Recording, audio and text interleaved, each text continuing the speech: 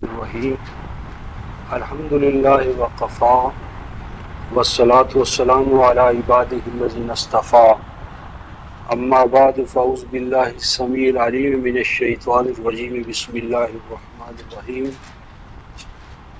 رفقائے محترم، یہ جو دروس قرآن کا سلسلہ اب تک ہم چلا رہے تھے، اس کو اب ہم ایک نئے نظم کے تحت لانا چاہتے ہیں، تاکہ دروس جو ہیں ایک تو موضوع وائز کوشش کر رہے ہیں یا کرنا چاہتے ہیں، اس کا امتیاز کیا ہے، یعنی دعوتیں بھی موجود ہیں، ادارے بھی موجود ہیں، افراد بھی موجود ہیں، مختلف حوالوں سے کام ہو بھی رہا ہے، تو ان تمام اداروں کے ہوتے ہوئے، کام کی ان مختلف شکلوں کے ہوتے ہوئے ایک نئے ادارے یا ایک نئی شکل کا جو کام ہے اس کے کرنے کی جسٹیفیکیشن کیا ہے، جواز کیا ہے، ہم کیا کرنا چاہتے ہیں، کیوں کرنا چاہتے ہیں، امتیازی پوزیشن کیا ہے۔ تو اس حوالے سے آج کا جو درس ہے وہ ہم پہلے جو چھاپتے رہے ہیں ندائے فرقان پرچہ، تو اس سے پہلے تعمیر انسانیت کا اپنا ایک ہمارا مرحلہ یا کردار تھا، تو اس میں ہم کچھ چیزوں کو اپنے امتیازی پہلوؤں کے حوالے سے بیان کیا کرتے تھے۔ تو جن دوستوں نے وہ تعمیر انسانیت کے یا ندائے فرقان کے پرچے پڑھے تو اس کے آخر میں ہمیشہ یہ ہوتا تھا ہم اور ہمارا تعارف۔ تو ہم اور ہمارا تعارف کے اندر جو 10 پوائنٹس ہیں، میں سمجھتا ہوں کہ انہی پوائنٹس کے اندر عالم اسلامی اور جو اس وقت عالم انسانی ہے، ان کی مشکلات کا کلام اللہ کے حوالے سے جواب موجود ہے۔ جتنے بھی ہمارے مسائل ہیں، مشکلات ہیں، الجھنیں ہیں، ان کا جواب جو ہے وہ ہمیں اس حوالے سے ملتا ہے۔ تو اس حوالے سے ہم پہلا جو نقطہ تھا وہ یہ لکھا تھا ہم نے ہمارے تعارف میں کہ ہمارا معبود صرف ایک اللہ تبارک و تعالیٰ کی ذات ہے۔ یہ جو پہلا پوائنٹ ہے یا نقطہ ہے، اسے ہم نقطہ توحید یعنی توحید اور شرک، توحید کیا ہے اور کیا نہیں ہے، شرک کیا ہے اور اس کے مظاہر کیا ہیں، اور اس حوالے سے جو یعنی معرفت درکار ہے، اور انبیاء علیہ السلام جس حوالے سے مبعوث ہوتے رہے ہیں، یہ بنیادی نقطہ ہے۔ صلاۃ جو ہے، زکوٰۃ جو ہے، حج جو ہے، اور جو ارکان دین ہم کہتے ہیں، اساساً دین کی اساس ان پہ نہیں ہے۔ اساسی طور پر دین جو ہے وہ توحید پہ قائم ہے، اور شرک جو ہے اس توحید کا سب سے بڑا دشمن ہے۔ تو اس حوالے سے ہم توحید اور اس کے مظاہر یا تقاضے، شرک اور اس کے مفاسد یا نقصانات، تو یہ پہلا پوائنٹ ہے۔ اس حوالے سے ہم دو ایک مقامات دیکھنا چاہتے ہیں۔ تو سورۃ النحل 16ویں سورت ہے، اس 16ویں سورت کی 2 آیت جو ہے نا، یعنی 16/2، اس میں اللہ تبارک و تعالیٰ فرماتے ہیں کہ يُنَزِّلُ الْمَلَائِكَةَ بِالرُّوحِ مِنْ أَمْرِهِ عَلَىٰ مَنْ يَشَاءُ مِنْ عِبَادِهِ أَنْ أَنذِرُوا أَنَّهُ لَا إِلَٰهَ إِلَّا أَنَا فَاتَّقُونِ،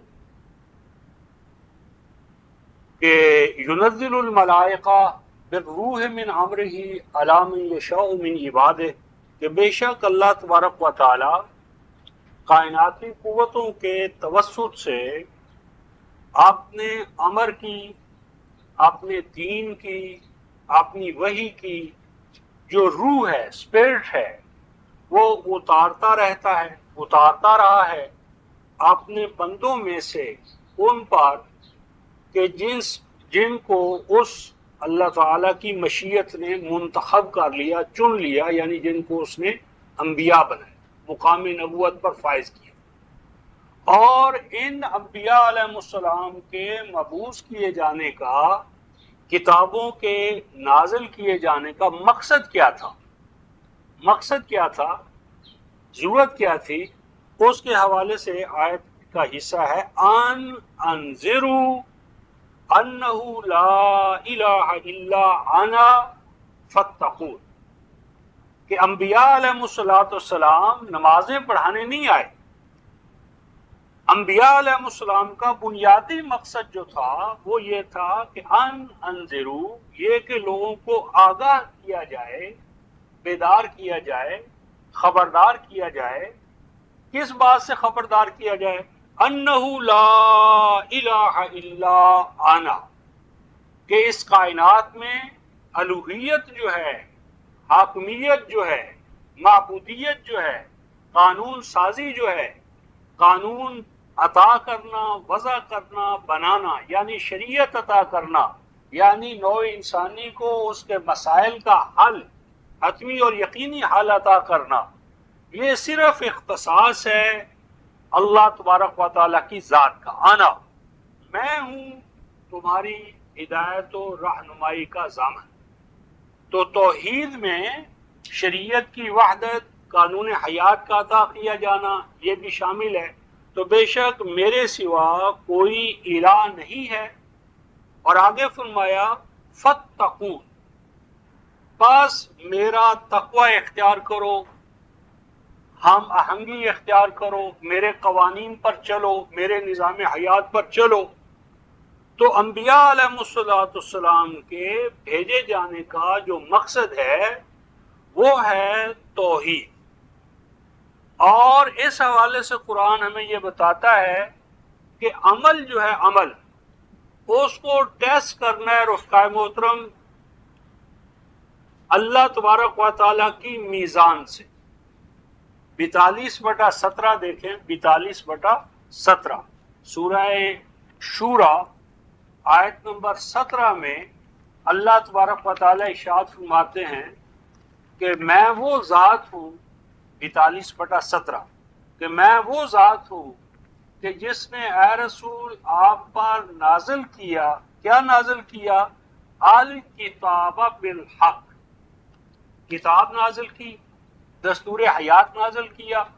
اور اس دستور حیات کو اللہ تعالیٰ فرماتے ہیں والمیزان، 42/17 سورہ شورا 42ویں سورہ آیت نمبر 17، کہ میں نے تمہارے لیے الکتاب نازل کی. اور وہ الکتاب کیا ہے رفقائے محترم؟ المیزان، یہ ہے ترازو، یہ ہے حق اور باطل کو پہچاننے کے سکیلز. جس طرح ہم مارکیٹ میں جاتے ہیں تو ہمارے پاس کوئی معیار ہوتا ہے سودا لینے کا، کون سا لینا ہے، کون سا نہیں لینا، کھرا کیا ہے، کھوٹا کیا ہے، خالص کیا ہے، جعلی کیا ہے. ان چیزوں کو پہچاننے کے لیے، یا جس طرح صراف ہوتا ہے اس کے پاس کسوٹی ہے، تو دین میں کسوٹی عقائد و اعمال کو پہچاننے کے لیے، رجال و شخصیات کو پہچاننے کے لیے اللہ تبارک و تعالیٰ نے ہمیں المیزان، کتاب الہی، کتاب سماوی، کتاب القرآن الحکیم، القرآن المجید رفقائے محترم، یہ المیزان ہے. کون سا عقیدہ صحیح ہے، کون سا غلط، کون سی بات صحیح ہے، کون سی غلط، اس کو پہچاننے کا واحد اور حتمی ذریعہ جو ہے وہ ہے الکتاب. پس قیامت میں اگر ہم چاہتے ہیں کہ ہمیں اپنے اعمال کا، عقائد کا، اپنے آپ کا وزن حتمی اور یقینی طور پر معلوم ہو، تو اس کے لیے قیامت کا انتظار کرنے کی ضرورت نہیں. الکتاب، قرآن حکیم، اس کو پڑھیں، اس کو اپنے سامنے رکھیں، اس کے ترازو کو استعمال کریں، اور ہر ترازو جو اس میں لازماً بٹے ہوں گے، ہاں جی، ویٹس معلوم کر، تو ان کے لیے قرآن کی آیات جو ہیں رفقائے محترم وہ قرآن حکیم کے ترازو کے بٹے، ان سے اپنے آپ کو تولنا ہے، اپنے عقائد کو تولنا ہے، اپنے اعمال کو تولنا ہے. اور ہر امت کا قیامت میں جو حساب کتاب ہے وہ اس کتاب کے حوالے سے ہوگا جو اسے اللہ تبارک و تعالیٰ نے عطا کی تھی. اور ہمارا اور آپ کا اعمال کا جو تمام حساب کتاب ہے وہ ہوگا قرآن حکیم کے حوالے سے. اس کے لیے دیکھیں جو 45ویں سورہ ہے، سورہ الجاسیہ، اس کی آیت نمبر 28 میں 45 سورہ الجاسیہ آیت نمبر 28 میں اللہ تعالیٰ فرماتے ہیں وَتَرَا كُلَّ أُمَّةٍ جَاثِيَةً، اور دیکھے گا تو قیامت کے دن ہر امت کو کہ وہ جھکی ہوئی ہوگی، گھٹنے ٹیک رہی ہوگی، سرنڈر کر رہی ہوگی. اور اس وقت اس ہر امت کا کیا حال ہے؟ کل امت تدعی الی کتابہا، ہر امت کو بلایا جائے گا، دعوت دی جائے گی اس دن کدھر؟ الی کتابہا، اس کتاب کی جانب جو اسے اللہ تعالیٰ نے عطا کی تھی. یعنی ہر امت کا حساب کتاب اس کو اس کتاب کے حوالے سے ہوگا جو اسے اللہ تبارک و تعالیٰ نے عطا کی تھی. اور ہر امت اس حساب کتاب سے گزرے گی، اور حساب کتاب کی بنیاد پر ہوگا، اور ہمارا اور آپ کا قرآن حکیم کی بنیاد پر. اور الیوم تجزون ما کنتم تعملون، اور ہر امت کو کہا جائے گا کہ جو اعمال تم کرتے رہے ان اعمال کی جزا و سزا آج تمہیں اس الکتاب کے مطابق ملے گی. اور اس الکتاب کا مقام کیا ہے؟ آیت نمبر 29، 45/29، ھذا کتابنا ینطق علیکم بالحق انا کنا نستنسخ ما کنتم تعملون. فرمایا کہ دنیا میں تو تم نے یہ پراپوگنڈا کیا کہ اللہ کی کتاب خاموش ہے، اللہ کی کتاب خاموش ہے. اللہ کی کتاب تو بولتی ہی نہیں، بولتی تو روایات ہیں، احادیث ہیں، تفاسیر ہیں. اللہ کا قرآن تو کہتے ہیں صامت ہے، خاموش ہے. لیکن اللہ فرماتے ہیں ھذا کتابنا، یہ جو ہماری کتاب ہے، ینطق، یہ ناطق ہے، بولنے والی ہے. اور ینطق کو اہل علم جانتے ہیں یہ فعل مضارع ہے. فعل مضارع آتا ہے جہاں پر ایک حقیقت دائمی، ہمیشہ کی حقیقت، حال پر، مستقبل پر، سب زمانوں پر جب وہ حقیقت حاوی ہو تو اسے ہم فعل مضارع میں تعبیر کرتے ہیں. ینطق کو بولا کرتی ہے، بولتی ہے. اور اس کا ہر بول کس طرح ہوتا ہے رفقائے محترم؟ علیکم، علیکم اور بالحق. دو قرآنی بولی جو ہے، قرآنی بول جو ہیں، قرآنی بولیاں جو ہیں، ان کے دو خصائص ہیں، خصوصیات ہیں. علیکم، یہ تمہاری خواہشات کا احترام نہیں کریں گے. انسان تو انسانی خواہشات کے سامنے لحاظ ملاحظہ کر لیتا ہے، یار یہ بڑا آدمی آ گیا ہے، ذرا ادب سے بات کرو، یہ صاحب حیثیت ہے، اس کی ذرا حیثیت کا خیال کرو. لیکن اللہ تعالیٰ فرماتے ہیں میری کتاب علیکم، وہ تمہاری حیثیت کا خیال نہیں کرتی، کیونکہ حیثیت کا تعین تو کتاب کرے گی. حیثیت کیا ہے اور کیا نہیں ہے اس کو ڈٹرمن تو الکتاب کرے گی. اس لیے تمہاری خواہشات پر، یعنی تمہارے جو لحاظ ملاحظے ہیں، حیثیات ہیں، ان کا خیال کیے بغیر ہماری کتاب بولے گی. اور آگے فرمایا بالحق، اس کا ہر بول کیا ہوگا؟ حق کے مطابق ہوگا. کوئی غیر حق جو ہے وہ الکتاب میں آئے گا نہیں. یعنی کتاب کا ہر بول جو ہے وہ ناطق ہوگا، اور ناطق بالحق، یعنی کتاب کا ہر بول ناطق ہوگا، اور اس کا ہر نطق جو ہے وہ حق کے مطابق ہوگا. یعنی کوئی قرآن کا بول جو ہے وہ حق سے ہٹا ہوا نہیں ہے. حق کا بول اگر دیکھنا چاہیں یا لینا چاہیں تو میں میری کتاب کے پاس آؤں.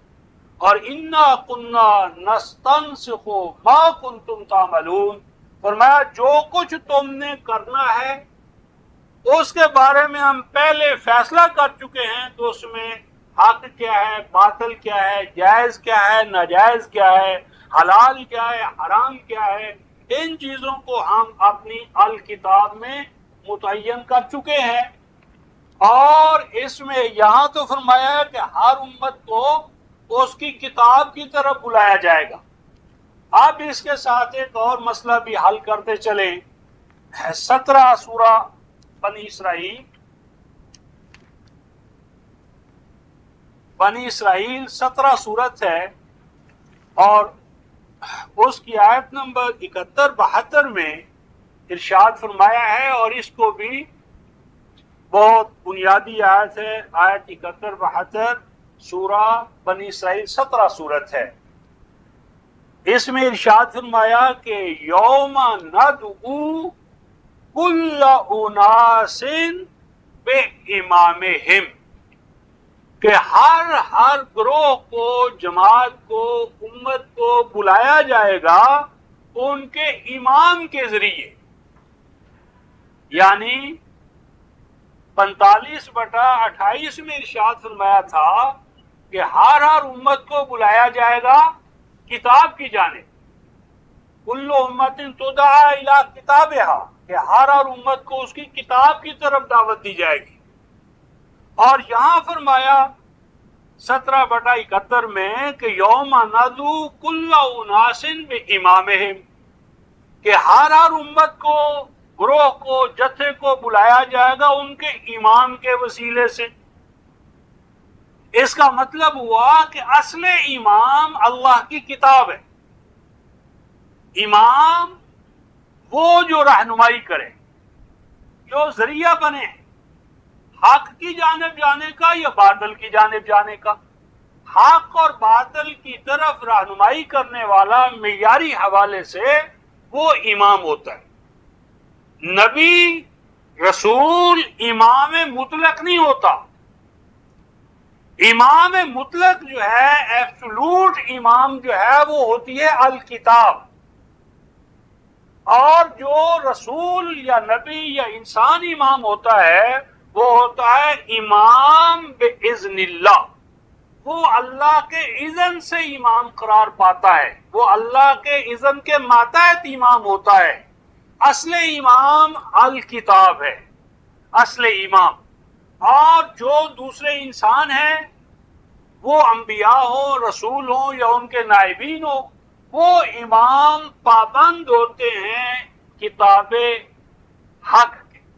تو یوم ندعو کل اناس بامامہم، کہ ہر گروہ کو اس کے امام کے حوالے سے بلایا جائے گا. فمن اوتی کتابہ بیمینہ فاولئک یقرؤون کتابہم ولا یظلمون فتیلا. اب جنہوں نے تو حیات دنیا میں اپنی کتاب کو، اپنے قرآن کو دائیں ہاتھ میں لیا، یعنی صحیح طریقے سے لیا، تو وہ اس روز بھی اپنی کتاب کو بڑی آسانی سے پڑھیں گے، کیونکہ وہ ان کے ساتھ، اس کتاب کے ساتھ آشنا تھے، اس کے حقائق پڑھتے تھے، اس کے حقائق کے مطابق اپنے آپ کو انہوں نے ڈھالا. تو ان کے لیے اپنی اس الکتاب کو پڑھنا آسان ہوگا، کیونکہ وہ تو دن رات کا ان کا محاورہ تھا. اور جنہوں نے حیات دنیا میں اپنی کتاب کو پڑھا ہی نہیں، اپنی کتاب کو ناقص سمجھا، ناتمام سمجھا، نامکمل ہے، اس الکتاب میں رکھا ہی کیا ہے؟ جو کچھ ہے وہ تو انسانوں کے پاس ہے، روایتوں کے پاس ہے، حکایتوں اور قصے کہانیوں میں رکھا ہے. تو جنہوں نے قصوں اور کہانیوں کو اپنا امام بنایا اور الکتاب امام سے غافل رہے، وہ اس دن پڑھ ہی نہیں سکیں گے. وہ کتاب کو الٹا پکڑ رہے ہوں گے. کیونکہ اگر کسی انسان کو انگریزی مثلا نہیں آتی اور آپ اسے انگریزی کا اخبار دے دیں تو وہ الٹا پکڑے سیدھا پکڑے، اسے کیا پتا؟ تو الٹا پکڑا ہوا ہوگا انہوں نے. تو فرمایا کہ جو من کان فی ھذہ اعمی فہو فی الآخرۃ اعمی، تو جو اس حیات دنیا میں اندھا ہوگا اپنی کتاب کے حوالے سے تو وہ قیامت کے دن بھی اندھا ہوگا. تو میری مراد یہاں پر یہ تھی کہ اصل دین توحید ہے، اور توحید کو جاننے کا، حق اور باطل کو معلوم کرنے کا حتمی اور یقینی ذریعہ جو ہے وہ ہے الکتاب. الکتاب اور الکتابی دراصل امام مطلق ہے، اور انبیاء علیہ السلام یا رجال یا شخصیات وہ امام ماتحت ہیں، اصل امام نہیں ہے۔ اس حوالے سے میں چاہتا ہوں کہ ایک مقام اور آپ حضرات کے سامنے رکھوں امامت کے مسئلے کی وضاحت کے لیے۔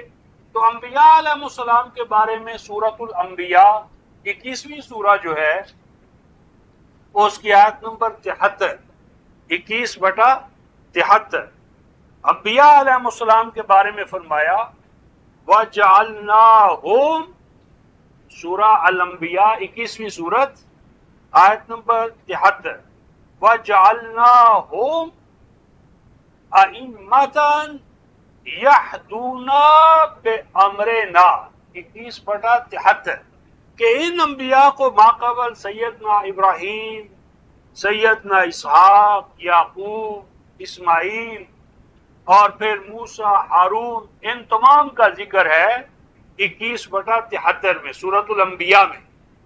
اور ان تمام انبیاء کا ذکر جمیل کرنے کے بعد آیت نمبر 73 میں ارشاد ہوا وَجَعَلْنَاهُمْ أَئِمَّةً، اور قرار دیا ہم نے انبیاء کو امام، بنایا ہم نے، ٹھہرایا ہم نے امام۔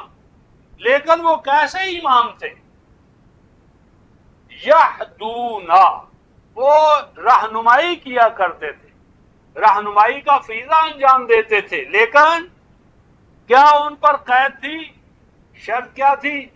بے امرنا، بے امرنا، وہ ہمارے امر کے ماتحت تھے، یعنی انبیاء امام تھے، ہدایت کا فریضہ انجام دیتے تھے، لیکن ان کے اوپر بھی ایک چیز بائنڈنگ تھی، ان کے اوپر بھی ایک چیز حاوی تھی، اور وہ تھی اللہ تبارک و تعالیٰ کا امر۔ یہدونا، وہ انسانوں کی ہدایت کا، رہنمائی کا، منزل مراد تک پہنچانے کا فریضہ انجام دیتے تھے، لیکن بے امرنا، ہمارے امر کے حوالے سے، ہمارے امر کی بنیاد پر۔ اور وہی جو امر جو انبیاء علیہ السلام کو امام بناتا تھا، انبیاء علیہ السلام کی گویا کہ امامت پر جو اللہ کا امر کیا کرتا تھا، مور لگاتا تھا، ان کو امام عطا کرنے کا باعث بنتا تھا، اس کے بارے میں سورہ طلاق آیت نمبر 5 65/5 میں فرمایا ذالک امر اللہ انزلہ الیکم، وہ عمل جو انبیاء علیہ السلام کو امامت پر فائز کرتا رہا، اے امت مسلمہ، اے اہل ایمان، وہی امر ہم نے اب تمہیں عطا کر دیے۔ ذالک، وہ مشار الیہ، امر اللہ، اللہ کا امر جو نبیوں کو نبی بناتا رہا، جو رسولوں کو رسول بناتا ہے، انبیاء کو نبی بناتا ہے، امام بناتا ہے، ذالک امر اللہ، وہی اللہ کا امر، انزلہ الیکم، اسے اللہ تعالی نے نازل کیا ہے، صرف رسول کی جانب نہیں، انزلہ، اللہ نے نازل کیا الیکم، تم سب کی جانب، یعنی وہ امر جو انبیاء کو امام بناتا رہا، وہی امر اب اللہ تعالیٰ نے ہمیں قرآن کی شکل میں عطا کیا، تاکہ ہم اہل ایمان کار رسالت کو انجام دیتے رہیں۔ ختم نبوت ہو گئی، اب کوئی نبی نہیں آئے گا، لیکن یہ مطلب نہیں کہ اب کار رسالت بھی ختم، رسالت تا قیام قیامت جاری ہے۔ منصب رسالت، فریضہ رسالت، نوع انسانی کو اللہ کے امر سے آگاہ کرنا، فرائض و واجبات سے آگاہ کرنا، یہ فریضہ امت کا ہے جو قیامت تک آپ نے، میں نے، اس امت مسلمہ نے انجام دینا ہے۔ اور اس کا یہ جو فریضہ ہے کار رسالت، اس کے لیے قرآن حکیم نے بنی اسرائیل کی ایک مثال دی۔ 32 دیکھیں سورہ سجدہ، سورہ سجدہ اور آیت نمبر 24، بنی اسرائیل کے حوالے سے قرآن کہتا ہے، سورہ سجدہ 32ویں سورہ ہے، آیت نمبر 23 اور 24 میں ارشاد فرمایا وَلَقَدْ آتَيْنَا موسیٰ کتاب 32/23-24، اور بے شک ہم نے موسیٰ علیہ السلام کو کتاب عطا کی تھی۔ اب اس کتاب میں کنٹراڈکشنز بھی ہیں، تضادات بھی ہیں، موجودہ شکل میں تحریف بھی ہو چکی ہے، لیکن اس کا یہ مطلب نہیں کہ اوریجنل شیپ میں وہ کتاب اللہ تعالیٰ نے ان کو عطا نہ کی تھی۔ اس لیے فرمایا فَلَا تَكُنْ فِي مِرْيَةٍ مِّن لِقَائِهِ، اور آپ کو کسی حوالے سے شک نہ ہونا چاہیے موجودہ ڈسٹارشن کی حالت میں کتاب کو دیکھ کر کہ کبھی اوریجنل شکل میں اللہ تعالیٰ نے یہ ان کو عطا ہی نہ کی تھی۔ یقیناً انہیں اللہ تعالیٰ نے عطا کی تھی۔ وَجَعَلْنَاهُ هُدًى لِبَنِي اسرائیل، اور اس کتاب کو، کتاب تورات کو ہم نے بنی اسرائیل کے لیے ذریعہ ہدایت بنایا تھا۔ اور آگے فرمایا وَجَعَلْنَا مِنْهُمْ أَئِمَّةً يَهْدُونَ بِأَمْرِنَا لَمَّا صَبَرُوا وَكَانُوا بِآيَاتِنَا يُوقِنُونَ، اور ہم نے ان بنی اسرائیل میں ایسے امام قرار دیے، ایسے امام بنائے کہ جن ائمہ کا وصف کیا تھا، پہچان کیا تھی، وصف خاص کیا تھا؟ یہدون بامرنا، وہ ہدایت اور رہنمائی کا فریضہ انجام دیتے تھے ہمارے امر سے۔ یہی بات ہم نے 21/43 میں دیکھی، 73 میں دیکھی ہے کہ ہم نے ان کو ائمہ کو، نبی جو تھے ان کو امام بنایا یہدون بامرنا، اور یہاں فرمایا کہ ہم نے بنی اسرائیل میں امام بنائے جو ہدایت و رہنمائی کا فریضہ انجام دیتے تھے ہمارے امر کی بنیاد پر، اور یہ فریضہ انجام دینا مشکل ہے، ہمت کا کام ہے۔ کیا فرمایا؟ لما صبروا، اس کے لیے انہوں نے بڑی مستقل مزاجی کے ساتھ، ہمت کے ساتھ، جوامردی کے ساتھ انہوں نے اس فریضے کو انجام دیا، اور ان ائمہ کا کمال یہ تھا وَقَانُوا بِآيَاتِنَا يُوقِنُونَ، روایات پر نہیں، قصوں پر نہیں، کہانیوں پر نہیں، اور ان ائمہ کو ہماری آیات پر پورا یقین تھا۔ تو امامت ہوئی کتاب اللہ کی طرف دعوت، اور کتاب اللہ کے مطابق دعوت، کتاب اللہ کی اساس پر دعوت، اور اس کے لیے صبر اور یقین درکار ہے۔ اچھا، اس کام کو انجام دینے کے دوران بعض اوقات ایسا ہوتا ہے کہ آپ خالص قرآن سنا رہے ہیں، قرآن کی آیات بینات پر آپ کی دعوت کی بنیاد ہے، لیکن اس پر بھی ہے کہ تکلیفیں پہنچائی جاتی ہیں، بات نہیں مانی جاتی، طنز اور استہزاء کا رویہ دوسری طرف سے آ جاتا ہے۔ ایسے حالات میں کیا کیا جائے؟ تو اسی مقام پر آپ دیکھیں آیت نمبر 32 فرمایا وَمَنْ أَظْلَمَ، اور اس سے بڑھ کر کون ظالم ہو سکتا ہے؟ یعنی سب سے بڑے ظالم کا اللہ تعالیٰ تعارف کروا رہے ہیں تاکہ ہم اس ظلم سے بچ جائیں، ہم اس ظلم سے بچ جائیں۔ سب سے بڑا ظالم کون ہے؟ بھینس چور اور اس طرح کا ملاوٹ کرنے والا، اسمگلنگ کرنے والا، ایسے ظالم تو ہمیں نظر آتے ہیں، لیکن ان ظلموں کی دراصل بنیاد رفقائے محترم ایک اور ظلم پر ہے۔ سب سے بڑا ظلم کیا ہے؟ سب سے بڑا ظالم کون ہے؟ قرآن کہتا ہے، رحمان کا ارشاد وَمَنْ أَظْلَمَ، اور اس سے بڑھ کر کون ظالم ہو سکتا ہے؟ یعنی اس سے بڑھ کر کوئی ظالم نہیں۔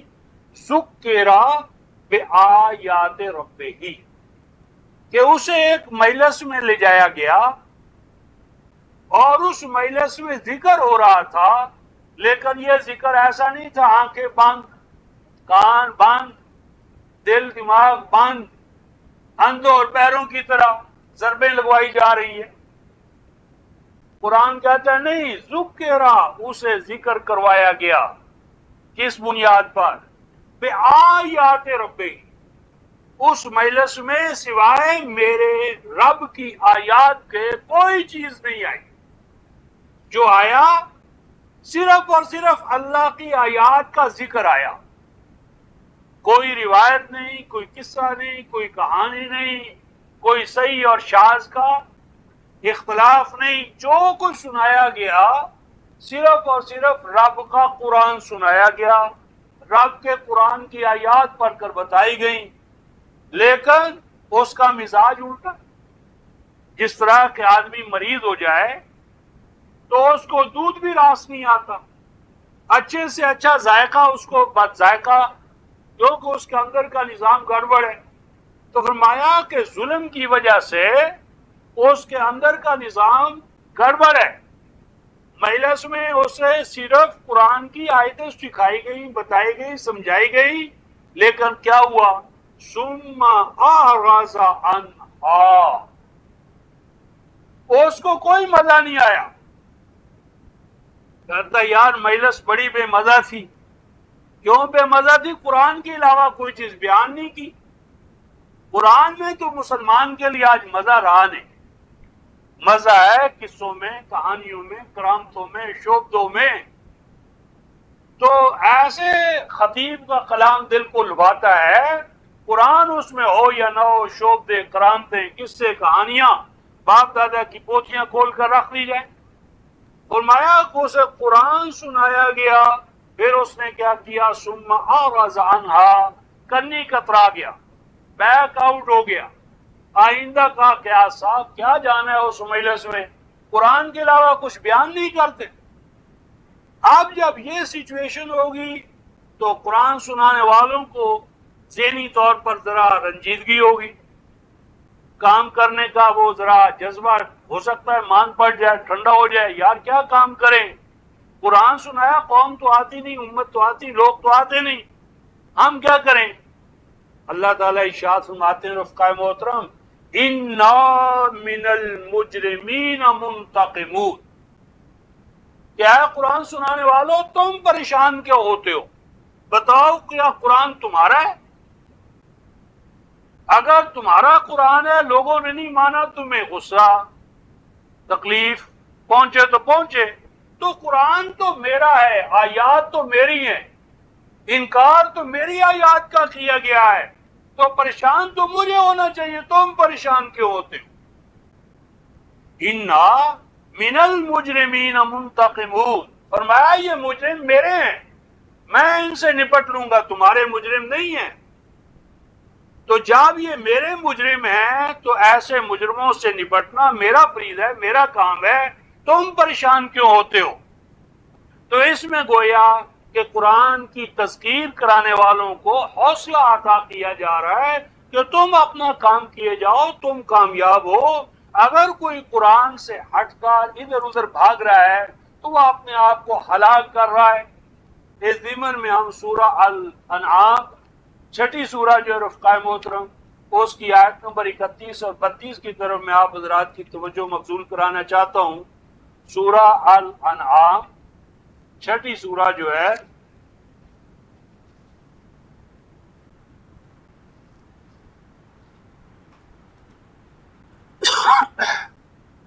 آیت نمبر 33 دیکھ لیں. 33 اس میں ارشاد فرمایا، قَدْ نَعْلَمُ، بے شک ہم بہت اچھی طرح جانتے ہیں. قَدْ نَعْلَمُ، ہم بہت اچھی طرح جانتے ہیں. کیا جانتے ہیں؟ إِنَّهُ لَيَحْزُنُكَ الَّذِي يَقُولُونَ.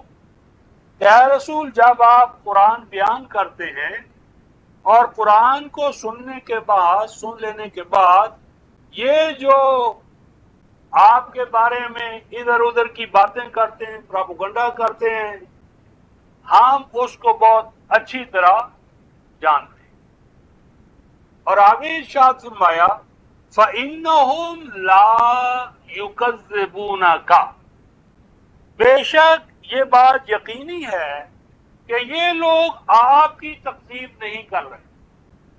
یہاں دو مفہوم ہیں.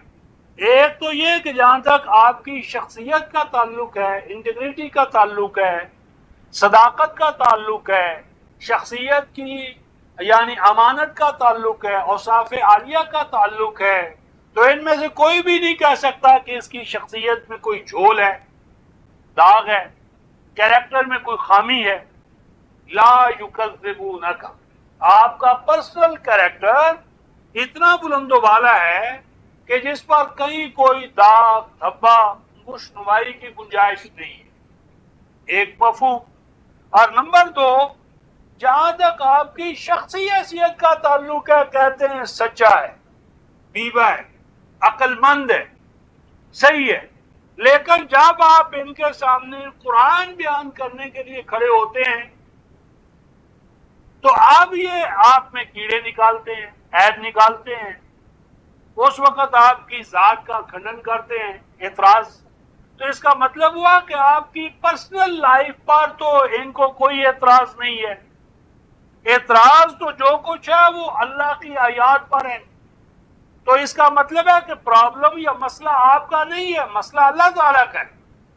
فَإِنَّهُمْ لَا يُكَذِّبُونَكَ، فرمایا کہ یہ آپ کی ذات کا تو انکار نہیں کر رہے، وَلَٰكِنَّ الظَّالِمِينَ بِآيَاتِ اللَّهِ يَجْحَدُونَ، لیکن جب آپ ان کے سامنے قرآن بیان کرتے ہیں، قرآن کی آیات بیان کرتے ہیں، تو یہ آپ کی تکذیب کرتے ہیں۔ تو اس کا مطلب ہے کہ آپ کی ذات کی تکذیب نہیں ہو رہی، تکذیب تو اللہ کی آیات کی ہو رہی ہے۔ تو اس میں سبق یہ دینا ہے کہ پریشانی آپ کے لیے نہ ہونا چاہیے، کیونکہ آپ کا تو نہیں ہے قرآن کے اس کی تکذیب ہو تو آپ غصے میں آ جائیں۔ یہ تو جس کا قرآن ہے یہ وہی ان سے بھگتے گا، وہی ان کا محاسبہ کرے گا، اور قرآن سے ہٹنا، قرآن سے ادھر ادھر جانا، یہ صاف ہلاکت ہے۔ رفقائے محترم، آیت 26 دیکھیں اسی سورہ الانعام کی، آیت نمبر 26، 6/26، ہوم ینہون عنہ، یہ اہل مکہ روکتے ہیں، کس چیز سے روکتے ہیں؟ عنہ، قرآن حکیم کی جانب سے۔ یہ اہل مکہ یعنی 1400 سال پہلے یہ کام اہل مکہ کرتے تھے قرآن سے روکنے کا، اور اب یہ کام وہ کرتے ہیں جو اپنے آپ کو علماء کرام کہتے ہیں۔ قرآن ناکافی ہے، قرآن نامکمل ہے، قرآن مکمل نہیں ہوتا جب تک کہ فلاں فلاں اس میں چیزیں شامل نہ کی جائیں۔ آپ قرآن سے روکنے کا ٹھیکہ مذہبی پیشواؤں نے لے لیا ہے، وہ بھی مبارک صورتوں اور سیرتوں کے ساتھ۔ ہوم، فرمایا کہ یہ لوگ ینہون عنہ، روکتے ہیں قرآن حکیم کی جانب سے، اور آگے فرمایا وَيَنْهَوْنَ عَنْهُ، اور دور رکھتے ہیں اپنے آپ کو قرآن سے۔ یعنی اگر قرآن کی کچھ آیات تبرک کے طور پر پڑھ بھی لیں گے خطبات جمعہ میں، تو اس کے بعد پھر کل شاہ عنایت حسین، یعنی کافیاں، ادھر ادھر کے قصے کہانیاں، قرآن پڑھ کر بھی قرآن سے کوسوں دور ہو رہے۔ وَيَنْهَوْنَ عَنْهُ، کنارے پر رکھے ہوئے ہیں یہ اپنے آپ کو اس قرآن کی جانب سے۔ آگے دیکھیے رفقائے محترم، قرآن میں اللہ تعالیٰ کا فتویٰ کیا ہے؟ إِن يُحْلِكُونَ إِلَّا أَنفُسَهُمْ، نہیں ہلاک کر رہے مگر یہ اپنے آپ کو۔ یہ صاف ہلاکت ہے عذر کتاب اللہ، قرآن حکیم سے رکنا، قرآن حکیم سے کٹنا، قرآن حکیم کے حقائق و معارف سے، اصول و اقدار سے اپنے آپ کو ہٹانا، قرآن کے فتوے کی روح سے رحمان کی واضح کلیئر کٹ ججمنٹ ہے کیا؟ إِن يُحْلِكُونَ إِلَّا أَنفُسَهُمْ، نہیں یہ کر رہے مگر یہ اپنے آپ کو ہلاک کر رہے ہیں، اپنے آپ کو قتل کر رہے ہیں، اپنی تخریب کر رہے ہیں، پاس کتاب اللہ سے بعد اور جدائی۔ کتاب اللہ سے ہٹ کر کوئی موقف اختیار کرنا یہ موت ہے۔ ان اور اللہ کا حسر ہے، غور فرمائیں، ان یہلکون الا انفسہم، نہیں ہلاک کر رہے مگر یہ اپنے آپ۔ یعنی جتنا ہم کتاب اللہ سے ہٹیں گے یہ امت ہٹے گی، یہ موت ہے، اور جتنا یہ کتاب اللہ کے قریب آئے گی اتنی حیات ہے۔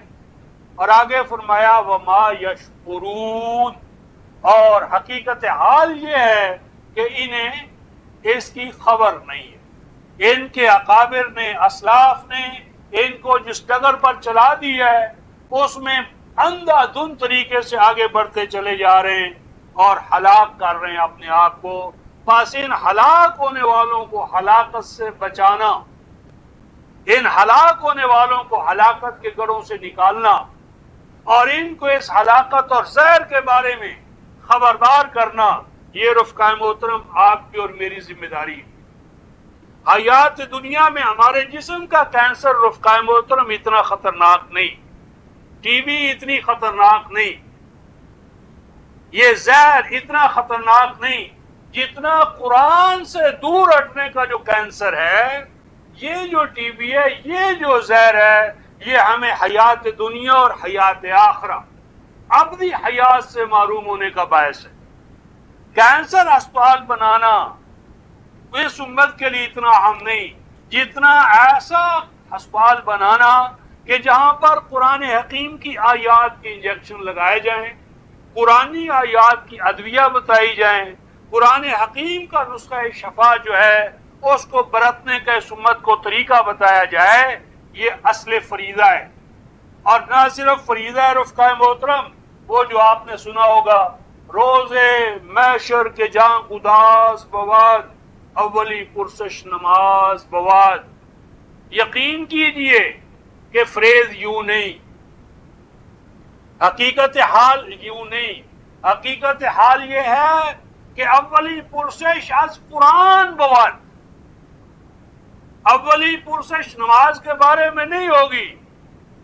میں آپ کو قرآن کی بنیاد پر ابھی سند دوں گا کہ اولی پرسش از قرآن بواد، اولی پرسش، اولی جواب دہی آپ کی اور میری رسول کی امت کی قرآن کے بارے میں ہے، کتاب کے بارے میں ہے، فرقان کے بارے میں ہے، اپنی طرف سے نہیں کہتا۔ دیکھیے قرآن حکیم سورہ زخرف، سورہ زخرف یہ 43ویں سورہ ہے، 43 آیت کے اندر، آیت نمبر 43، سورت بھی 43، آیت بھی 43، قرآن حکیم کہتا ہے فَاسْتَمْسِكْ بِالَّذِي أُوحِيَ إِلَيْكَ، مضبوطی کے ساتھ جڑ جا۔ کس کے ساتھ؟ کسی شخصیت کے ساتھ؟ کسی امام کے ہاتھ پہ بیعت کرو؟ کس کے ہاتھ میں ہاتھ دیا جائے؟ فَاسْتَمْسِكْ، بس مضبوطی کے ساتھ جڑ جا اے مومن، اے مسلمان۔ کس کے ساتھ جڑ جا؟ بِالَّذِي أُوحِيَ إِلَيْكَ، اس کتاب کے ساتھ، اس قرآن کے ساتھ جو تیری طرف وحی کیا جا چکا ہے۔ قرآن کے ساتھ جڑ جا، قرآن کے ساتھ اپنے آپ کو نتھی کر لے، وابستہ کر لے، قرآن کے ہاتھ میں ہاتھ دے لے، قرآن کے ہاتھ پہ بیعت کر لے، قرآن کی امامت میں اپنے آپ کو لے آ، قرآن کا مقتدی بن جا۔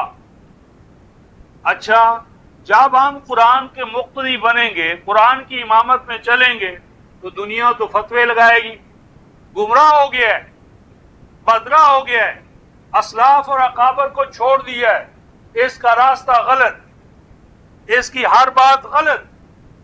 اللہ تعالیٰ کو علم تھا 1400 سال پہلے، اس لیے اللہ تعالیٰ نے بھی ایک فتویٰ لگا دیا۔ کیا فتویٰ لگایا؟ 43/43، فرمایا تو جڑ جا، مضبوطی سے دامن تھام لے میرے قرآن کا، اور مولویوں کے فتووں سے بے نیاز کرنے کے لیے میرا فتویٰ سن لے۔ وہ کیا ہے؟ اِنَّكَ عَلَىٰ صِرَاطٍ مُسْتَقِيمٍ، اگر تو میرے قرآن سے جڑ گیا ہے تو میرا فتویٰ پیش نظر رکھ ہمیشہ، کیا؟ انک علی صراط مستقیم، اگر تو قرآن سے جڑ گیا ہے، قرآن سے وابستہ ہو گیا ہے، تو زمین و آسمان کا مالک تجھے یہ اعزاز بخشتا ہے کیا، یہ سند دیتا ہے، یہ سرٹیفکیٹ عطا کرتا ہے کیا، انک علی صراط مستقیم۔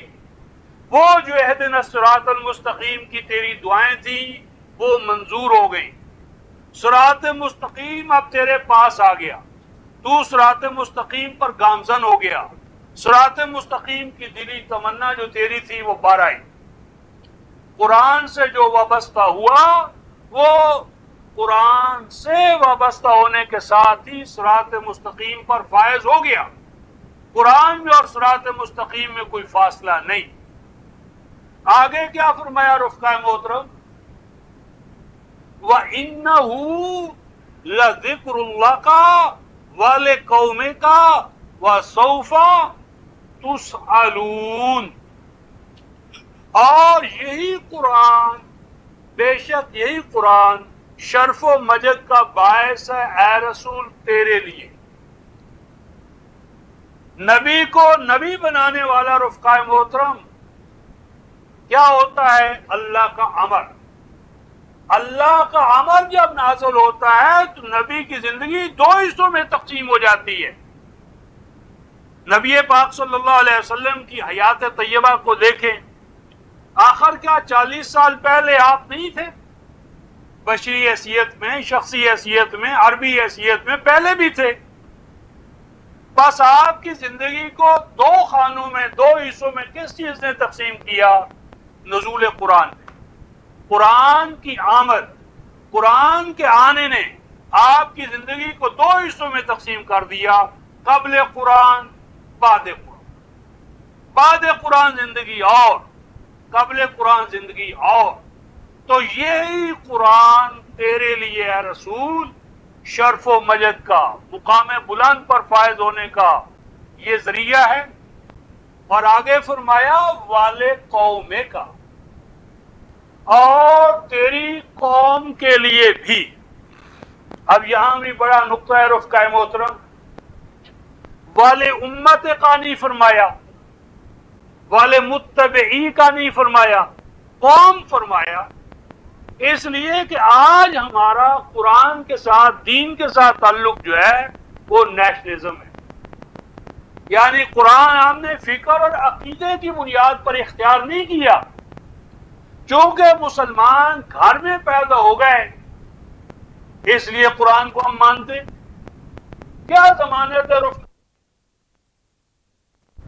باپ دادا کی ایک لیگیسی یا وراثت یا میراث ہے، اس لیے یہ لیگیسی یا میراث جب تک کہ ہم اپنے ایمان کی بنیاد پر اثر نو ایمان نہیں لائیں گے قرآن پر، بنو ایمان باپ دادا سے نہیں ملتا، تو اس لیے لقوم کا فرمایا کہ آپ کی قوم، اور اس کے بعد ارشاد فرمایا رفقا محترم وَسَوْفَ تُسْأَلُونَ، یہاں سے بات چلی تھی کہ آپ کی اور میری جوابدہی کس بنیاد پر ہوگی؟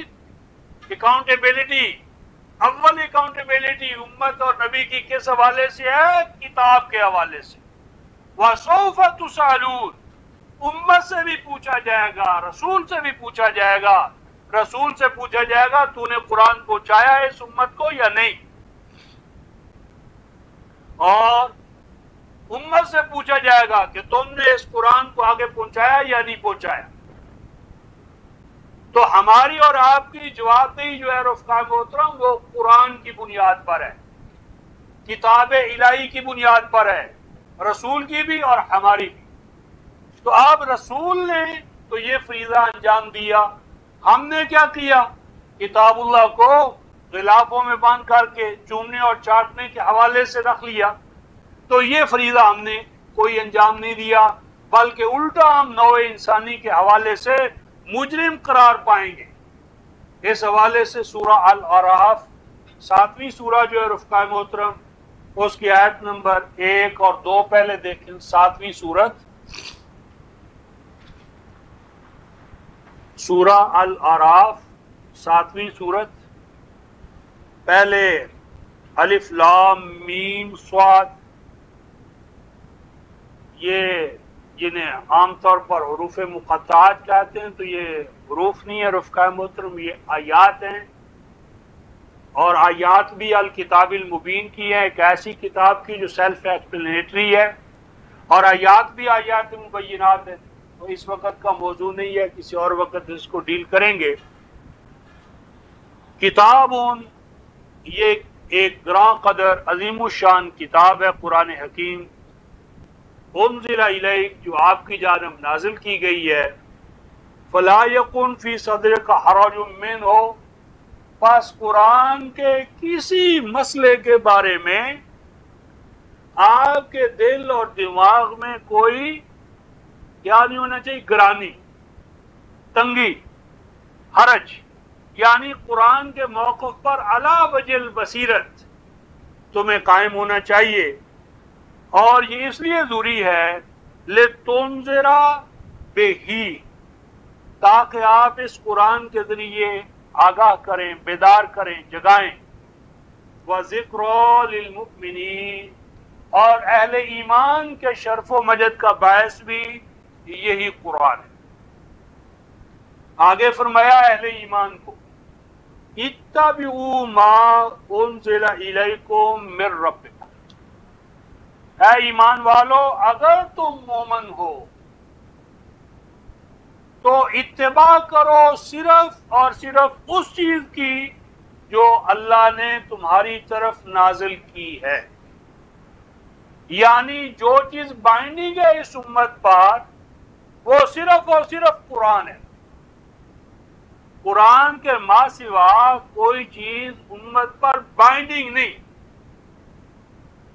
جو چیز بائنڈنگ ہے، اوبلیگیٹری ہے، واجب ہے، جو چیز وہ صرف اور صرف ما انزل اللہ ہے۔ ما انزل اللہ قرآن حکیم کے پیچھے پیچھے چلو، اور آگے فرمایا وَلَا تَتَّبِعُوا مِن دُونِهِ أَوْلِيَاءَ، اور اس قرآن سے ہٹے ہوئے جو تم نے ولی پکڑ رکھے ہیں یا بناؤ گے، بنا لو گے، کارساز، حاجت روا، مشکل کشا، قانون ساز، شریعت ساز، دین کے فیصلے کرنے والے، ان کے پیچھے نہ چلنا، ان کو امام نہ بنانا۔ اور آگے رفقا محترم قرآن کہتا ہے قلیلا ما تذکرون، اگر تم نے قرآن کے علاوہ اور کتابوں کو، انسانوں کو اپنا امام و رہنما بنا لیا تو یہ اس بات کی دلیل ہے کہ تم نے قرآن سے کچھ فیض حاصل نہیں کیا، کوئی فیضان تمہیں نہیں ہوا قرآن کا۔ اور اس کے بعد آیت نمبر 6 ہے فَلَا نَسْأَلَنَّ، ضرور بضرور یہ بات ہے کیا کہ جواب دہی ہوگی، جواب دہی ہے، اکاؤنٹیبلٹی ہے، ان کی الَّذِينَ أُرْسِلَ إِلَيْهِمْ وَلَنَسْأَلَنَّ الْمُرْسَلِينَ، جن کی طرف اللہ رسول بھیجتا ہے ان سے بھی جواب دہی ہے رسالت کے باب میں، کہ تم پر رسول آیا، کتاب آئی، قرآن آیا یا نہیں آیا، وَلَنَسْأَلَنَّ الْمُرْسَلِينَ، اور جواب دہی ہے رسولوں کی بھی کہ تم نے ہماری کتاب پہنچائی یا نہیں پہنچائی۔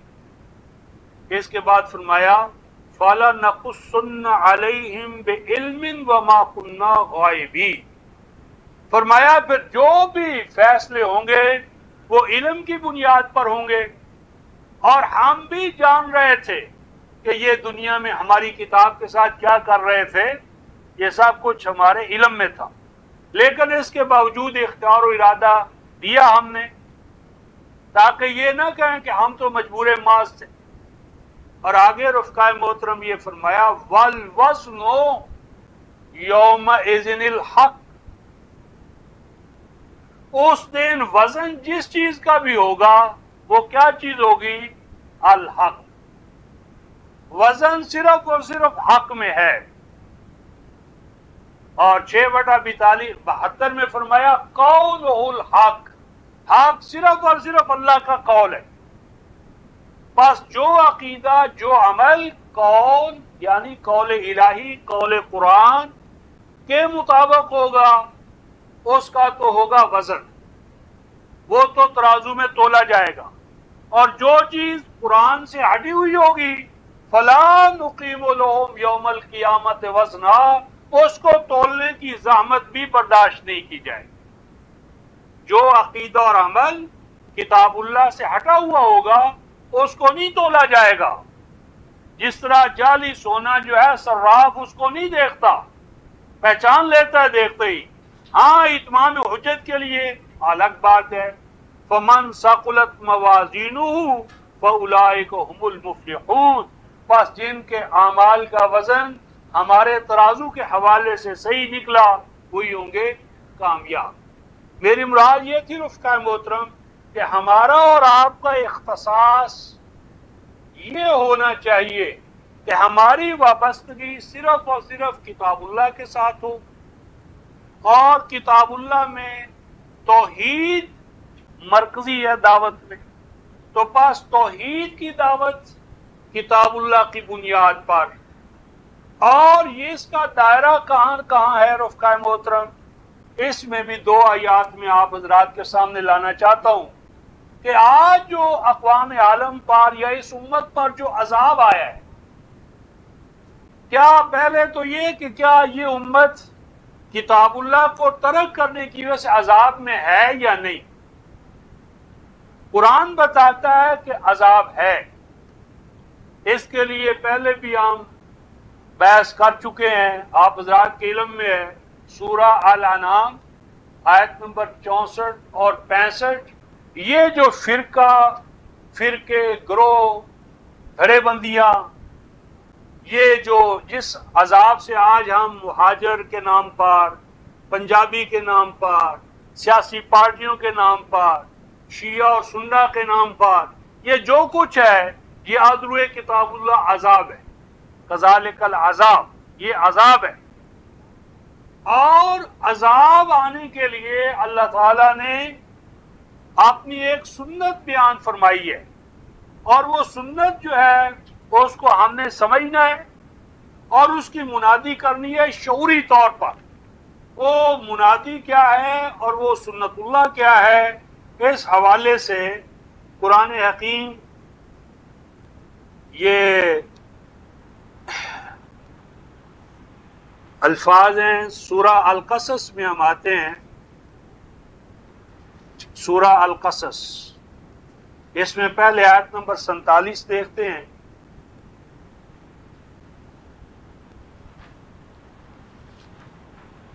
آیت نمبر 28 سورہ القصص 28ویں آیت.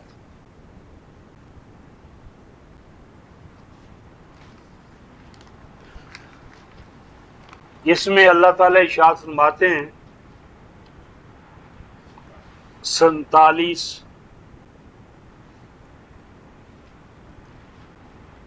وَلَوْلَا أَن تُصِيبَهُم مُّصِيبَةٌ بِمَا قَدَّمَتْ أَيْدِيهِمْ فَيَقُولُوا رَبَّنَا لَوْلَا أَرْسَلْتَ إِلَيْنَا رَسُولًا فَنَتَّبِعَ آيَاتِكَ وَنَكُونَ مِنَ الْمُؤْمِنِينَ. فرمایا کہ یہ ایسے ہوا، یہ اس لیے ہوا، اللہ تعالیٰ نے اپنا رسول اور اپنی آیات اس لیے بھیجی کہ اگر ان پر مصیبت آتی ان کے اعمال بد کے نتیجے میں، اور ان اعمال کا حق اور باطل ہونا ان کو پیشگی بتا نہ دیا جاتا.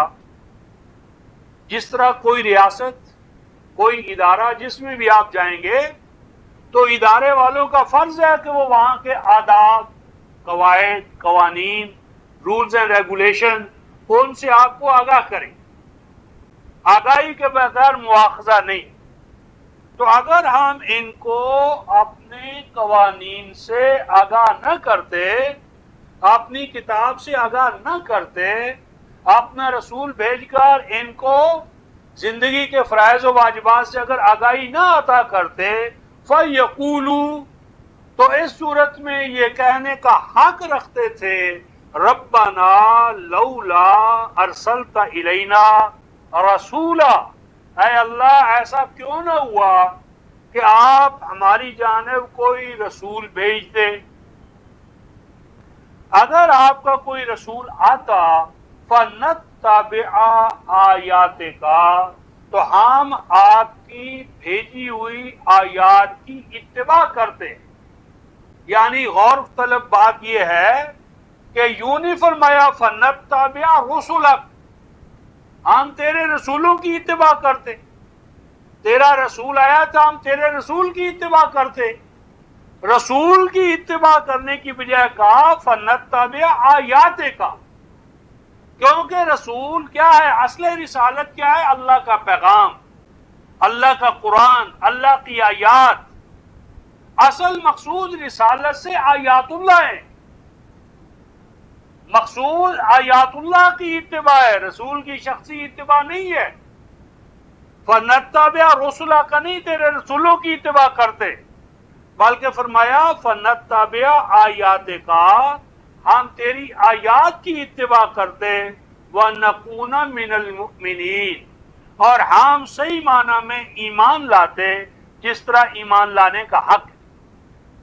اس سے معلوم ہوا کہ عذاب سے پہلے یہ شرط ہے کہ قوم پر، امت پر اللہ کی آیات کی تلاوت کرنے والا گروہ، جماعت میدان عمل میں آئے، جو اس قوم کو اللہ کی آیات کی آگاہی بخشے، منادی کرے، اللہ کی آیات کا علم جو ہے وہ گھر گھر پہنچائے، اللہ تعالیٰ کی آیات کی جوابدہی جو ہے اس کی منادی کرے۔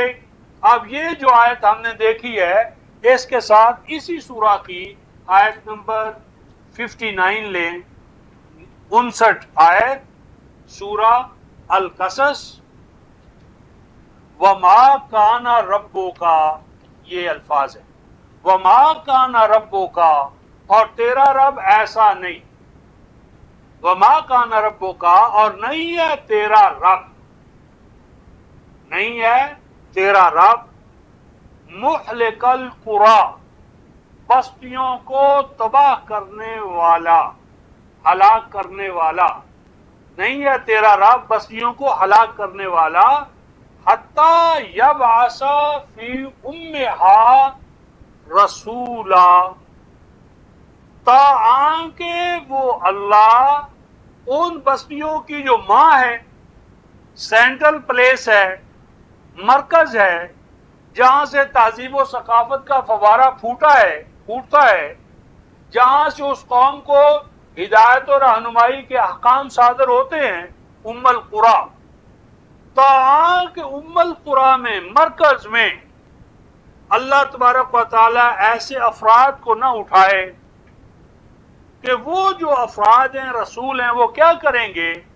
یتلو علیہم آیاتنا، کہ وہ نہ پڑھ سنائیں انہیں ہماری آیات، یعنی پہلے اللہ کی آیات ان کا انذار ہوگا، منادی ہوگی، آگاہی ہوگی، کسی قوم کو غفلت میں، نادانی میں، انجانے میں فرمایا کہ ہم عذاب نہیں بھیجتے، اور آگے وَمَا كُنَّا مُحْلِقَ الْقُرَىٰ إِلَّا وَأَهْلُهَا ظَالِمُونَ، اور کسی قوم پر بھی اجتماعی ہلاکت جو ہے وہ اس وقت تک نہیں آتی جب تک کہ وہ قوم اللہ کی آیات پر ظلم کر کے اپنے آپ کو تباہ کرنے کا مستحق نہیں بنا لیتی۔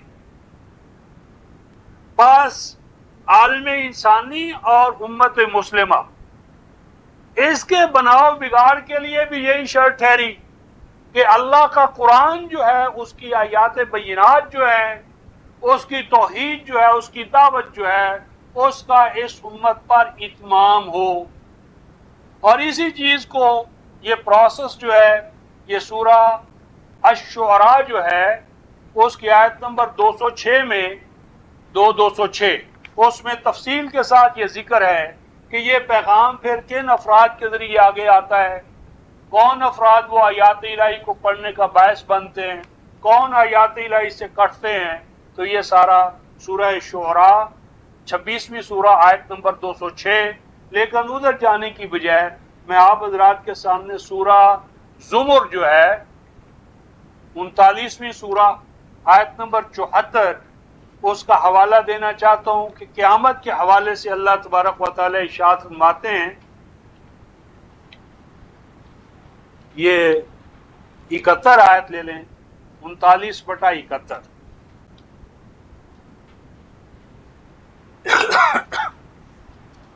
उनतालीस 71। हत्ता इज़ा जाऊहा फ़ुतिहत अबवाबुहा, यहाँ तक कि नाकाम व नामुराद होने वाली कौमें जब जहन्नुम में उन्हें डाला जाता है या डाला जाएगा तो उनसे जो जहन्नुम के इंचार्ज होंगे वो पूछेंगे, अलम यातिकुम रसूलुन, यहाँ रुफ़क़ाए मोहतरम अलम यातिकुम अंबिया नहीं फरमाया, रसूल।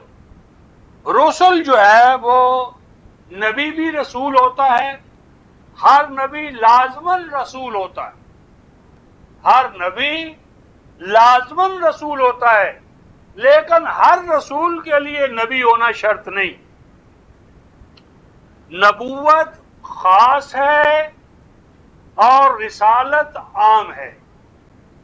रसूल का इतलाक नबी पर भी होता है और नबी की तरबियत से जो अफराद तैयार हों वो नबी के कारे रिसालत में दस्तोबाजू बनने वाले उन पर भी इतलाक होता है। यानी फरीज़ा रिसालत तो ता क़याम क़यामत जारी रहेगा, नबूवत खातमुन नबीयीन के बाद खत्म हो गई। अब सहीफ़ा हिदायत कुरान पाक के बाद कोई नाज़िल नहीं होगा, नबूवत ख़त्म हो गई। लेकिन इस नबूवत की जो तबलीग है, तनफीज़ है, दावत है, इजाबत है, ये ता क़याम क़यामत जारी रहेगी। ये फरीज़ा उम्मत ने, आपने, हमने अंजाम देना है। लेकिन इस नबूवत का जो फरीज़े में जो शरीक होंगे अफराद, उनकी हैसियत नबी वाली नहीं होगी कि उसके इनकार से इंसान काफिर हो जाता है।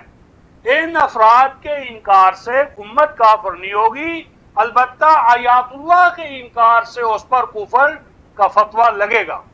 तो ये 71 आयत है, 39/71। फरमाया कि अलम यातिकुम, क्या ना पहुंचे थे, रसूलुन, रसूल, मिनकुम, जो तुम्ही में से थे, और वो करते क्या थे, यतलून अलैकुम आयात रब्बिकुम, वो तुम्हें पढ़कर सुनाते थे। क्या पढ़कर सुनाते थे? मेरी आयात, तुम्हारे रब की आयात, किस्से नहीं, कहानियां नहीं, रिवायतें नहीं, जो पढ़कर सुनाते थे तुम्हें मेरी आयात।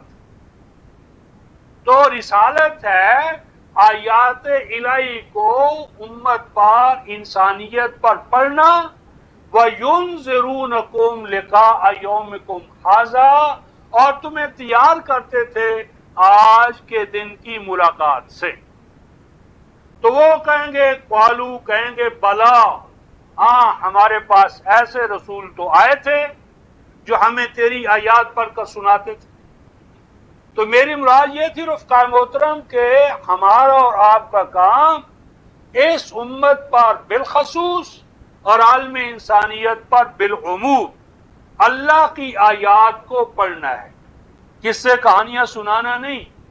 खालिस कुरान और कुरान हकीम की खालिस आयात, उनकी हकीकत, हक़ानियत, मार्फत, शऊर, इदराक इस उम्मत में और आलम इंसानियत में आम करना, ये आपको और मेरा फरीज़ा है, आपके और हमारे वाजिबात में से है। आप इसके बाद उम्मत या आम लोग क्या करेंगे क्या नहीं करेंगे, उस पे लाकर इसमें एक और आयत लाकर ख़त्म करते हैं। तो ये सूरा है अल मुल्क, 67 सूरत है, जिसके बारे में हमें बताया जाता था कि जिसने सोने से पहले सूरतुल मुल्क पढ़ी होगी, आदत होगी उसे, تو یہ سورۃ الملک قیامت کے دن اسے اس طرح اپنے پروں میں ڈھانپ لے گی کہ جس طرح مرغی بچوں کو، اپنے چوزوں کو اپنے پروں میں ڈھانپ لیتی ہے۔ تو اس سورہ ملک کا اختصاص کیا تھا رفقا محترم؟ خصوصیت کیا تھی؟ اہمیت کیوں تھی؟ تو یہ سورۃ الملک 66 سورت جو ہے، آیت نمبر 9 اور 10 یہ آیات ہم دیکھتے ہیں۔ الفاظ ہیں آیت نمبر 8 کے خاتمے پر، کلما القی فیہا فوج سألہم خزنتہا الم یاتکم نذیر۔ وہاں ہم نے دیکھا 39/71 میں کیا فرمایا تھا؟ رسول آئیں گے، کیا تمہارے پاس تمہارے اندر سے رسول نہیں پہنچے؟ اور یہاں فرمایا کیا تمہارے پاس نذیر نہیں آئے؟ اور نذیر صرف رسول پاک صلی اللہ علیہ وسلم نہیں ہے، 6/19 کی روح سے مجھے یہ قرآن عطا کیا لِأُنذِرَكُمْ بِهِ وَمَنْ بَلَغَ، کہ میں اس قرآن کے ذریعے انذار کا فریضہ انجام دوں اور وہ کہ جن تک یہ قرآن پہنچتا رہے۔ تو یہ امت سب کی سب جو ہے انذار کے فریضے کو ادا کرنے پر مامور کی گئی ہے۔ تو کیا تمہارے پاس نذیر نہیں آئے تھے؟ قرآن سے آگاہ کرنے والے، قرآن کے حقائق سے آگاہ کرنے والے؟ قالوا بلا، وہ کہیں گے ہاں قرآن سنانے والے تو آئے تھے، قرآن بتانے والے تو آئے تھے۔ اچھا، قد جاءنا نذیر، آئے تھے ہمارے پاس آگاہ کرنے والے، آگاہی عطا کرنے والے، نذیر آئے تھے، تو تم نے پھر کیا کیا؟ فکذبنا، ہم نے کہا یہ جھوٹے ہیں۔ کیوں؟ قرآن کے علاوہ کوئی چیز بیان ہی نہیں کرتے، دین قرآن کے اندر، اسلاف کے پاس نہیں، اکابر کے پاس نہیں، مشائخ کے پاس نہیں، روایتوں میں نہیں، احادیث میں نہیں۔ ایک اللہ، ایک کتاب، ایک دین، ایک امت۔ ہمیں یہ بات حیران کن نظر آئی کہ ایک کتاب سارے مسائل کا حل۔ فکذبنا، ہم نے کہا نہیں یہ جھوٹ ہے، یہ ہمارے ساتھ کوئی فریب کرنا چاہتے۔ ایک کتاب، چھوٹی سی کتاب جو جیب میں آ جائے، تمام امور دین کی تفصیل اس میں کیسے ہو سکتی ہے؟ تمام مسائل حیات کا حل ایک چھوٹی سی کتاب کے پاس کیسے ہو سکتا ہے؟ فکذبنا، ہم نے تکذیب کی، جھوٹا قرار دیا۔ اور آگے قرآن کہتا ہے وَقُلْنَا مَا نَزَّلَ اللَّهُ مِنْ شَيْءٍ، اگر اللہ نے قرآن کے علاوہ کوئی اور دوسری چیز نازل نہیں کی تو پھر اللہ نے نازل کیا کیا ہے؟ یہ تو ناقص ہے، یہ تو کچھ بھی نہیں، یہ تو چھوٹا سا قرآن ہے، اس میں ہمارے مسائل کیسے حل ہوں گے؟ ان انتم الا فی ضلال کبیر، ہم نے انہیں کہا تم بدرا ہو گئے ہو باپ دادا کا راستہ چھوڑ کر، اور قرآن سے ہٹی ہوئی روایتوں کو چھوڑ کر تم بہت بڑی گمراہی میں مبتلا ہو گئے ہو۔ اس پر آگے قرآن کہتا ہے رفقائے محترم، وَقَالُوا، وہ قیامت کے دن کہیں گے لَوْ كُنَّا نَسْمَعُ، اے کاش کہ ہم ان قرآن والوں کی باتوں کو سنا کرتے۔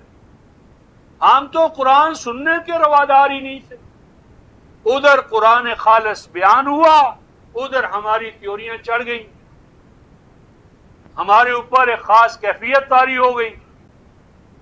اے کاش کہ ہم قرآن کو سنا کرتے۔ اور آگے رفقائے محترم، او نہ اکیلو، سن لینا ناکافی ہے، اے کاش کہ ہم قرآن پر اپنی عقلوں کو پابند کرتے، قرآن پر عقل لگاتے، قرآن کو اپنی توجہ کا موضوع بناتے۔ اگر ہم قرآن سننے والے ہوتے اور قرآن سمجھنے والے ہوتے تو قرآن کہتا ہے ما کننا فی اصحاب السعیر، تو یقیناً آج ہم جہنم میں نہ آتے۔ جہنم میں جانے کا بنیادی سبب کیا ہے رفقائے محترم؟ قرآن نہ سننا اور قرآن نہ سمجھنا، قرآن سے اپنا رشتہ کاٹنا ہی دراصل جہنم میں جانا ہے۔ جہنم کیا ہے؟ قرآن سے کٹا، جہنم میں گرا۔ قرآن سے کٹاؤ، جہنم ہے۔ قرآن سے جدائی اور علیحدگی جہنم ہے۔ قرآن کو ناکافی قرار دینا جہنم ہے۔ اے کاش کہ ہم قرآن کو سننے والے، سمجھنے والے بنے ہوتے، آج ہم جہنم میں نہ جاتے۔ آگے دیکھیے رفقائے محترم، الفاظ قرآن کیا ہیں؟ فَاعْتَرَفُوا بِذَنبِهِمْ، پس وہ جہنمی جہنم میں جا کر اعتراف کریں گے کس چیز کا؟ بِذَنبِهِمْ، گناہ کا۔ گناہ کیا ہے؟ قرآن کو نہ سننا، قرآن پہ عقل سے کام نہ لینا۔ یہ وہ گناہ ہے، تمام گناہوں کا دروازہ یہاں سے کھلتا ہے۔ ہر گناہ قرآن سے دوری کا گناہ ہے، ہر گناہ قرآن کو نہ سمجھنا، یہ وہ بنیادی گناہ ہے جو تمام گناہوں کا راستہ کھولتا ہے۔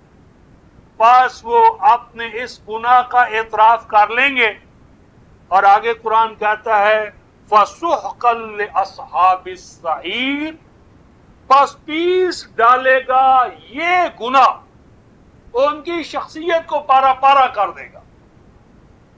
کوئی عمل اس گناہ کے بعد اللہ کے ہاں قبول نہیں ہوگا۔ اس گناہ کے بعد کوئی نجات کا راستہ ان کے لیے نہیں کھلے گا۔ یہ گناہ اتنا بڑا گناہ ہے کہ تمام گناہ اس کے سامنے ہیچ ہے، فروتر ہے۔ اور اس کے بعد آخری آیت، جس طرح میں نے عرض کیا کہ یہ کام کرنے والوں کو چونکہ طرح طرح کے فتووں سے، حالات سے دوچار ہونا پڑے گا، ایسا ہوگا کہ وہ سلام کا جواب نہیں دے، کہیں یہ اشرار ہیں، بے دین ہیں، گمراہ ہیں، بد ہیں۔ تو اس لیے ایک مقام اور ہم دیکھتے ہیں، سورہ الصاد 38 سورہ آیت نمبر 63، 62 اور 63۔ قرآن کہتا ہے جب یہ لوگ جہنم میں جائیں گے وہاں انہیں حیرانگی ہوگی۔ حیرانگی اس بات کی ہوگی کہ جن پر ہم فتویٰ کفر لگایا کرتے تھے کہ یہ خالص جہنمی ہے، ہماری روایات چھوڑ کر، باپ دادا سے ہٹ کر، اسلاف کا راستہ ترک کرنے لیے تو جہنم میں چلا گیا ہے، جہنمی ہے، خالص جہنمی ہے، اس کا چہرہ دیکھو جہنمیوں والا۔ قرآن کہتا ہے سورہ القصص سواد 38 سورہ آیت نمبر 62، وَقَالُوا، اور وہاں جا کر وہ کہیں گے مالنا، کیا ہو گیا ہے ہمیں، ہماری آنکھوں کو کیا ہو گیا، ہمیں کیا ہو گیا ہے، لا نرا رجالا کنا نعدہم من الاشرار، کیا ہو گیا ہے آج ہمیں کہ نہیں نظر آ رہے ہمیں وہ لوگ جہنم میں ہم آ گئے، اور جن لوگوں کو ہم جہنمی کہا کرتے تھے، فاسق کہا کرتے تھے، کافر کہا کرتے تھے، وہ آج جہنم میں ہمیں نظر ہی نہیں آ رہے۔ مالنا، کیا ہو گیا ہے ہمیں، لا نرا رجالا، نہیں نظر آ رہے آج جہنم میں ہمیں، رجال کچھ مرد، عورتیں، آدمی، کنا نعدہم، کہ جن کو ہم نے اپنے مردم شماریوں کے رجسٹروں میں، اپنی لسٹوں میں ڈکلیئر کیا ہوا تھا یہ پکے کافر ہیں، اشرار ہیں، بدماش ہیں، دین کا حلیہ بگاڑ رہے ہیں، ان سے بڑھ کر ان سے بچو، یہ بے دین لوگ ہیں۔ اور کیا ہو گیا ہے آج ہمیں، لا نرا رجالا، نہیں نظر آ رہے ہمیں وہ آدمی، کنا نعدہم، جن کو شمار کر رکھا تھا ہم نے، شماریات، یعنی ہمارا جو شماریات کا نظام اور سسٹم تھا اس کی روح سے تو وہ سٹیمپ ہماری لگی ہوئی تھی، یہ پکا شریر ہے، بدماش ہے، کافر ہے، جہنمی ہے، آج ہمیں وہ جہنم میں نظر ہی نہیں آ رہا ہے۔ آگے قرآن کہتا ہے اتخذناہم سخریہ، ہم تو ان کو ٹھٹھے کا مذاق کا موضوع بنایا کرتے تھے، دل لگی کا سامان تھا، چھیڑ چھاڑ کرنے کے لیے، چھڑخانی کے لیے، دل بہلانے کے لیے ہم نے ان کو دنیا میں مخصوص کر رکھا تھا۔ آج ہمیں وہ نظر نہیں آ رہا ہے، ہم زاغت عنہم الابصار، یا ہماری آنکھوں کو کوئی دھوکہ لگ رہا ہے۔ کیا ہو گیا ہے؟ قرآن کہتا ہے ان ذالک لحق تخاصم اہل النار، فرمایا اے اہل ایمان، جہنم میں تم ان کا جھگڑا دیکھو گے تو یہ جہنمی خود ہیں، اور جہنم میں جانے کا فتویٰ لگاتے ہیں ان پر جو الدین کو الکتاب، کتاب الہی، کتاب سماوی میں سمجھتے ہیں۔ تو میں نے 3 پوائنٹس کو رفقائے محترم آج کے درس میں یعنی واضح کرنے کی کوشش کی ہے کہ ہمارا اختصاص ہے توحید، اور ہم کلا کما کرنا چاہتے ہیں شرک کا، منادی کرنا چاہتے ہیں توحید کی، اور توحید کی منادی میں رد تردید کرنا چاہتے ہیں شرک اور اس کے مظاہر کی۔ پہلا نقطہ۔ نمبر 2، ہماری بنیادی دعوت ہے کہ دین اور دین خالص، دین کامل، وہ تمام تر موجود ہے کتاب اللہ میں۔ دین کے کسی مسئلے کے لیے ہم قرآن سے باہر جانے کے محتاج نہیں۔ قرآن سے باہر جو کچھ ہے وہ نفاذ دین کی تاریخ تو ہو سکتی ہے، اصل دین نہیں۔ اصل دین سب کا سب کتاب اللہ میں موجود ہے۔ اور اسی ضمن میں ہم تیسری بات یہ کہنا چاہتے ہیں کہ آپ کی اور میری کامیابی کا دار و مدار صرف اور صرف کتاب اللہ کے تمسک میں ہے، اور کتاب اللہ ہی کے حوالے سے رفقائے محترم آپ کی اور میری جواب دہی ہے۔ نماز پہلا مسئلہ نہیں، قرآن پہلا مسئلہ ہے، اور قرآن آخری مسئلہ ہے۔ جس نے قرآن کا اے پیپر، جس طرح ہمارے ربانی بھائی کہا کرتے ہیں، A paper B paper, A paper compulsory ہے، توحید کا، قرآن کا پہلو کویسچن ایگزامنے پر پیپر کمپلسری ہے۔ جس نے یہ پاس کیا ہوگا اس کو بی پیپر میں بیٹھنے کی اجازت ہوگی۔ بی پیپر ہے اعمال کا، اعمال کے حق اور باطل ہونے کا فیصلہ الکتاب کرے گی، کتاب میزان کرے گی۔ بس آپ کی اور میری پہلی ذمہ داری کتاب اللہ کی ہے، مسئولیت ہماری کتاب اللہ کی، کتاب اللہ کے حوالے سے ہم جواب دیں ہیں۔ اس کے حق کو حق مانے، اس کے باطل کو باطل مانے، اس کے حلال کو حلال مانے، اس کے حرام کو حرام مانے۔ اور اس مسئولیت یا جواب دہی کے حوالے سے رفقائے محترم آپ کو اور میرا کام فریضہ رسالت ہے۔ نبی پاک صلی اللہ علیہ وسلم کے نائب ہونے کے حوالے سے آپ پر ایمان، جو دراصل ایمان بالقرآن ہے، یہ ایمان بالرسول، ایمان بالکتاب ہمارے اور آپ کے اوپر واجب قرار دیتا ہے کہ ہم الکتاب کو سیکھیں، سکھائیں، اس کے نور سے اپنے آپ کو آراستہ کریں، اور اس کے انوار و تجلیات کو دوسروں تک پہنچائیں کہ عذاب کے سے بچنا اس کے سوا کچھ نہیں کہ ہم کتاب اللہ کی منادی گھر گھر، قریہ بقریہ، کو بقو، دنیا کا کوئی فرد بشر ایسا نہ ہو کہ جس تک ہم کتاب اللہ کا نور، اس کا علم، اس کی حکمت پہنچانے والے نہ ہوں۔ تو اس ضمن میں کتاب اللہ کا یہ نور، یہ انذار ہم آگے کیسے پہنچائیں، اس کے لیے ہمارا طریقہ کار کیا ہوگا، ہماری ذمہ داری کہاں تک ہے، کہاں تک نہیں ہے۔ اس ضمن میں سورۃ الانعام آیت نمبر 54 اور 55 56 یہاں سے ہم اگلے درس کا آغاز کریں گے کہ کتاب اللہ کے حوالے سے ہمارے فرائض و واجبات کیا ہیں، یا ایمان بالقرآن جو ہے وہ ہماری کیا ذمہ داریاں ڈٹرمن کرتا ہے۔ تو اگلا درس ہمارا ہوگا ایمان بالقرآن اور امت قرآنیہ جو ہے اس کے قرآنی فرائض و واجبات۔ تو یہ سورۃ الانعام کی آیت نمبر 54 سے لے کر 56 تک 3 آیات مرکزی ہوں گی۔ اسی کو ہم آگے لائیں گے۔ تو آج اس حوالے سے یہ درس ختم ہوتا ہے۔ تو آخر دعوانا ان الحمدللہ رب العالمین۔